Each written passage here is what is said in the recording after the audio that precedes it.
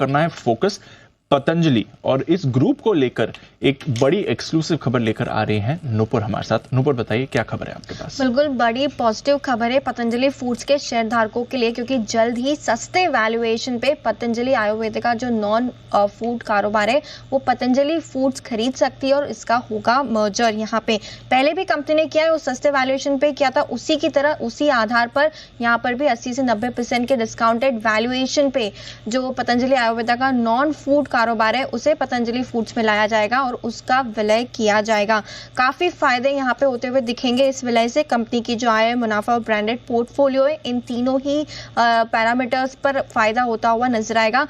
जो माना जा रहा है सीधा 1000 करोड़ से कंपनी का जो एबिटा है करीबन 1250 करोड़ का फिलहाल FY24 में एबिटा था, वो बढ़ने की यहाँ से उम्मीद है। विलय के प्रस्ताव को ऑलरेडी पतंजलि का जो बोर्ड है प्रस्ताव दिया था, पतंजलि आयुर्वेदा ने पतंजलि फूड्स को, वो बोर्ड ने ऑलरेडी अप्रूव किया था और जल्द इस महीने के अंत या अगले महीने की शुरुआत तक ये पूरी प्रक्रिया होती हुई दिख सकती है। पतंजलि आयुर्वेदा का जो नॉन फूड कारोबार है उसमें पर्सनल केयर और होम केयर के कारोबार शामिल होते हैं। तो पिछली बार जून जो 2022 में फूड कारोबार आया था पतंजलि फूड्स में, पतंजलि आयुर्वेदा से वो 80% के डिस्काउंट पे आया था और इस बार फिर से यही माना जा रहा है कि सस्ते वैल्यूएशन पे करीबन 80 से 90% के डिस्काउंटेड वैल्यूएशन पे इस विलय को किया जाएगा।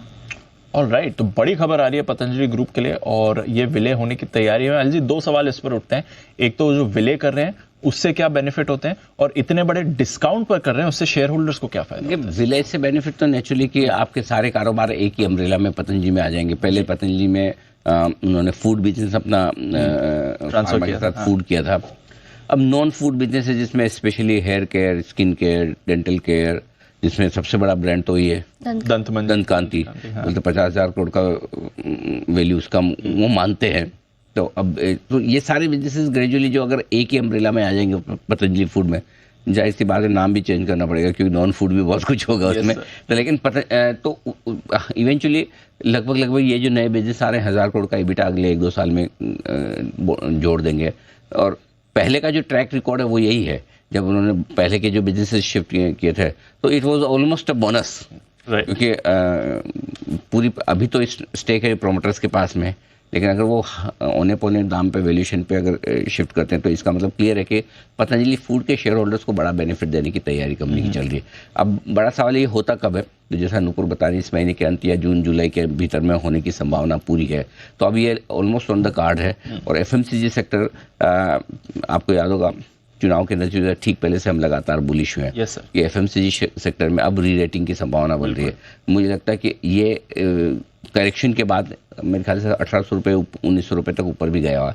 करेक्शन के बाद अच्छे लेवल्स पे भी है, सेक्टर भी अच्छा कर रहा है और साथ ही ये खबर का ट्रिगर भी है। तो जिन लोगों के पास पुराने हैं हमने रिकमेंड भी किया हुआ है, होल्ड करना चाहिए, डेफिनेटली होल्ड करना चाहिए, डेफिनेटली। बिल्कुल। चलिए पतंजलि जी, आई थिंक जैन साहब भी इस पर कुछ बोलना चाह रहे हैं। जैन साहब जी। सर नहीं, बिल्कुल बहुत बड़ा डेवलपमेंट है। और जो अनिल जी ने भी कहा, इतने बड़ी बड़ी जो ब्रांड्स है, दंत क्रांति, और ये जो हर घर में एक्चुअली क्रांति की तरह दिखता, आज मैं तो मेरे घर में भी देखता हूं।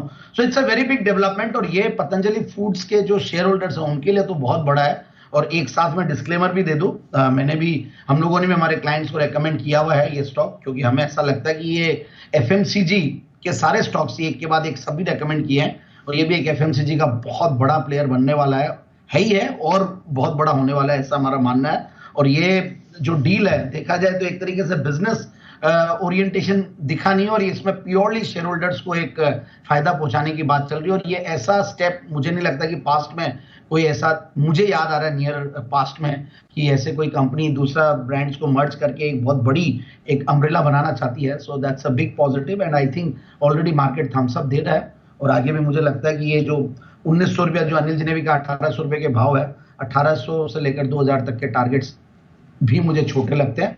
बट यस, जिन्होंने लिया हुआ वो होल्ड करके रखे, जिनको लेना है आज ऑलरेडी काफी ऊपर खुल रहा है, but yet it's an opportunity, you can enter the stock. Alright, तो अभी भी अपॉर्चुनिटी है, स्टॉक में आप एंट्री ले सकते हैं। जैन साहब को भी पसंद है लॉन्ग टर्म के लिए, इस स्टॉक पर भी रखेंगे नजर। रेट्स भी हो गए सेट चाहिए सर? दीप इंतजार करना चाहिए 30